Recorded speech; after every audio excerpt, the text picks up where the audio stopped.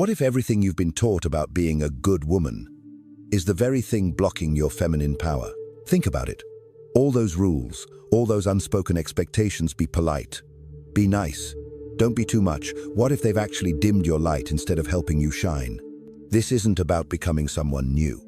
This is about remembering who you were before the world told you who to be. It's about waking up the part of you that's been quietly waiting.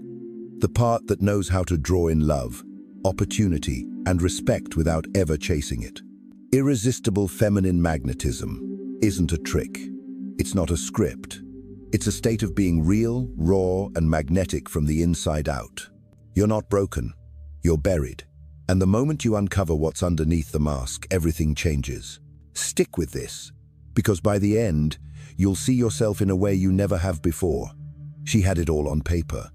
A high-level job, a partner who adored her, a calendar packed with responsibilities she never failed to meet. To everyone else, she looked like the definition of a strong, successful woman. But when the house was quiet and the emails stopped buzzing, she felt hollow.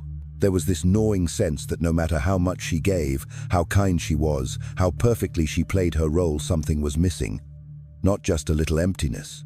A kind of soul-deep ache, like a part of her had gone quiet and never came back. Do you ever feel like you're constantly performing, even when you're just being nice?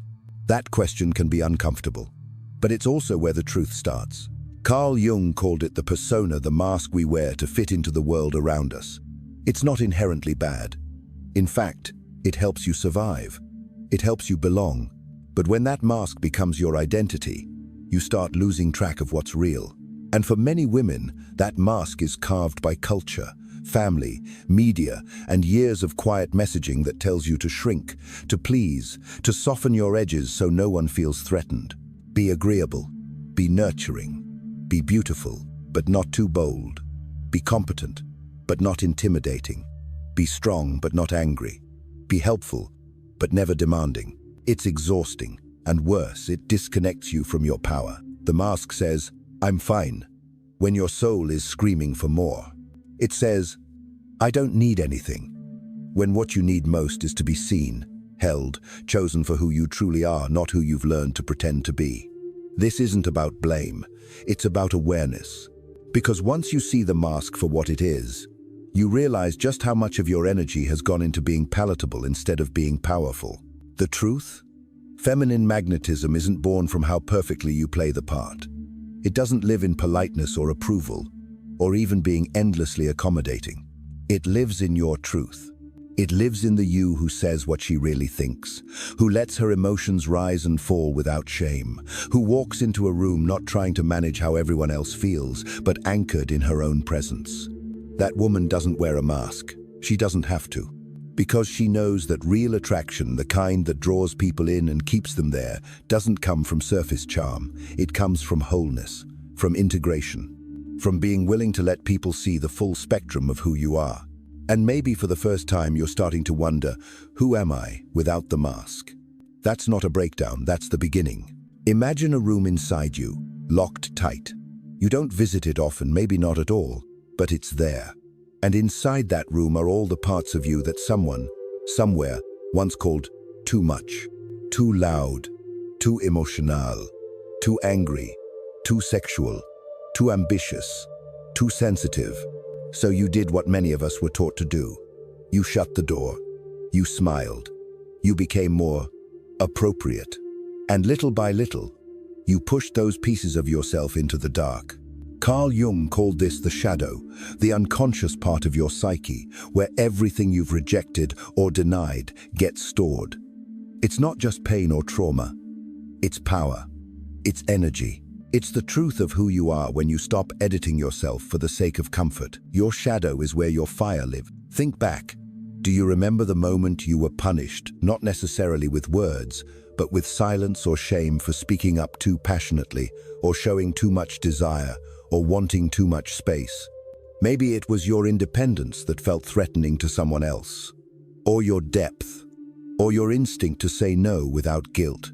These aren't flaws, they're signals of life. When you get angry at being overlooked, that's your shadow saying, "I deserve to be seen." When you feel jealous, that's your shadow saying, "I've been neglecting something I deeply want." When you feel intense desire, that's not a weakness. It's the raw pulse of your vitality, aching to be honored instead of suppressed. But when these emotions get denied, judged, or shut down, they don't disappear, they hide. And they wait. Until one day they leak out sideways, maybe through passive aggressiveness, self-sabotage, or emotional numbness. You can't selectively numb the shadow. When you shut out anger, you dim passion. When you shut out grief, you block love. When you shut out hunger, you silence joy. That's the cost of disowning who you are. The truth is, feminine magnetism doesn't come from pretending to be perfectly balanced all the time. It comes from being whole. It comes from integrating, not erasing the parts of you that make others uncomfortable, but make you real. You weren't made to be neutral. You weren't made to be palatable. You were made to be felt. And what's wild is this: people can feel when you've owned your shadow. They may not know how or why, but there's a different gravity to you. You speak, and they listen. You walk into a room, and they turn toward you, not because you're doing anything performative, but because you're not hiding anymore. You become magnetizing when you stop needing to be liked and start allowing yourself to be known. So, what part of yourself have you been told to tone down? Is it your rage? Your sensuality? Your independence? Your voice? That part of you isn't the enemy. It's the key. Go back to that room, open the door. Sit with what's inside, not with judgment, but with curiosity. You may just find that the version of you you've been looking for, the powerful, grounded, fully alive version, has been locked in there all along, and she's ready to come out. What if there's more than one kind of feminine, and you've only been shown one? For most of your life, maybe you've been told there's just one acceptable version of womanhood, the kind that's gentle, pleasing, and endlessly giving. But beneath the surface, within you, there are deeper forces at play, energies, archetypes, ancient expressions of feminine power that have been with you all along, just waiting to be remembered. There's the one who moves with ease, who glows with sensuality and speaks through beauty, emotion, and presence. She's spontaneous. She creates. She dances. She feels. She doesn't ask for permission to take up space. This is the lover, and when she's denied, life loses color. You forget what it means to enjoy yourself fully, to feel desire, to feel alive in your own skin. Then there's the one who holds space, who knows how to nurture others, and just as deeply, herself. She is grounded, patient, deeply connected to emotion and intuition. She doesn't rush. She doesn't push. She tends, she soothes, she strengthens from the inside out. This is the mother, not just in the literal sense, but in the way she brings things to life, protects them, and teaches them to grow. There's also the one who commands respect without ever raising her voice. She sets boundaries like stone and wears her sovereignty like a crown. She doesn't ask to be chosen. She chooses herself. And from that place, others rise to meet her. This is the queen. Her presence is undeniable, and her strength doesn't come from hardness, it comes from clarity. She doesn't chase, she decides. And then there's the one who lives in the unseen, the quiet, the mystery. She knows things without needing proof. She feels truth in her bones. She walks her own path and doesn't need it explained or validated. This is the mystic. She trusts the silence. She lives in the realm of the sacred, the spiritual, the symbolic. And when she's honored, life takes on a deeper meaning. You remember your magic. These women live in you, not as roles to perform, but as aspects of your essence.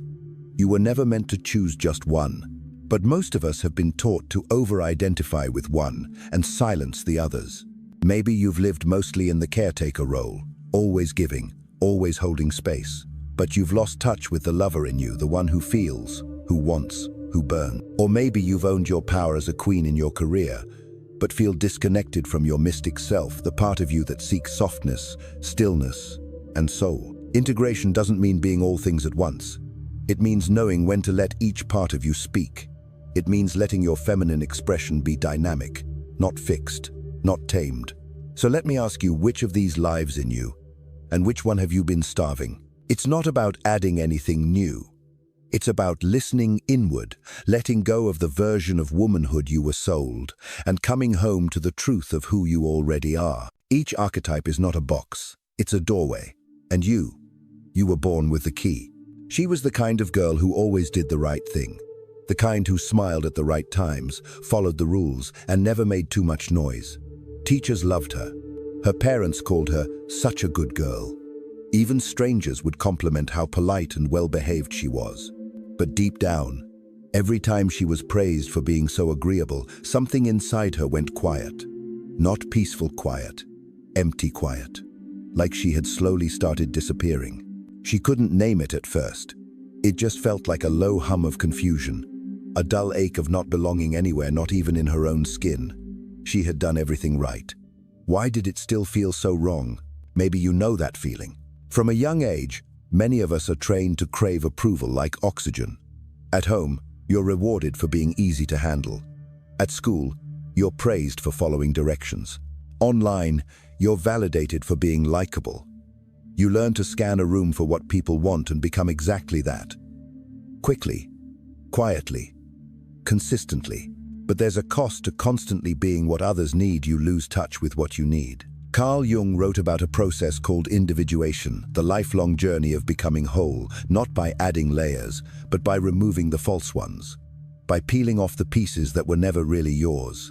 The beliefs you inherited, the roles you were forced to play, the masks you put on to be loved. It's not rebellion for the sake of rebellion. It's liberation for the sake of truth. When we talk about feminine magnetism, it's easy to mistake it for charm or compliance or a perfectly curated softness that pleases everyone.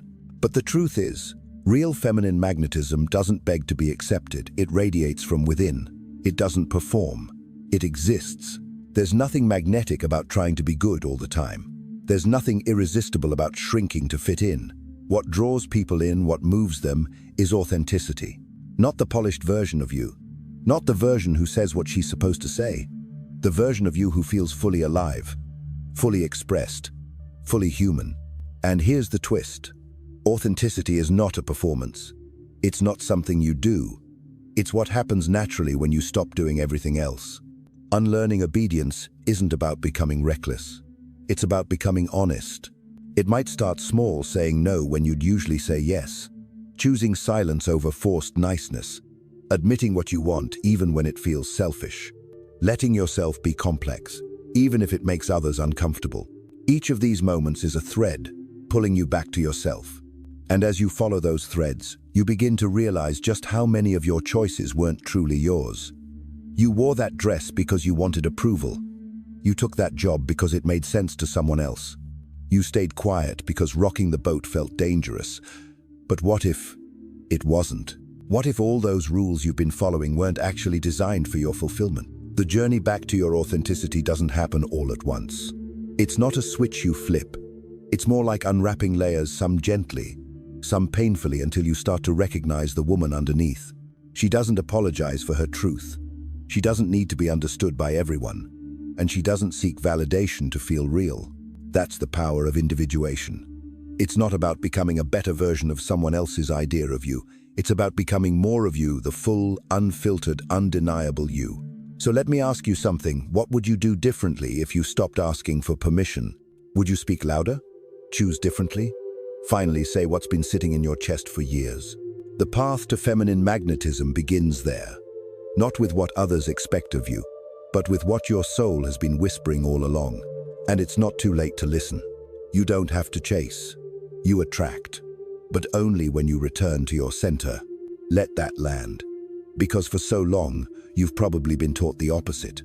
That you have to earn love. Prove your worth. Control the outcome. Make it happen. But the most magnetic women, the ones who seem to pull others toward them without effort, aren't louder, prettier, or more strategic. They're simply present, rooted in their bodies, in their truth, in the now. That's not a trick. That's embodiment. To embody your feminine energy is to stop hovering above your life, analyzing it to death, and start living inside it. It's not passive, it's powerful, but it's a different kind of power. One that doesn't come from force, but from alignment. So what does that look like? It starts with slowing down, not just physically, but mentally. The next time you feel overwhelmed or triggered, pause, breathe, drop your awareness into your body. Feel your feet on the ground. Feel the air moving in and out of your chest. That is your anchor.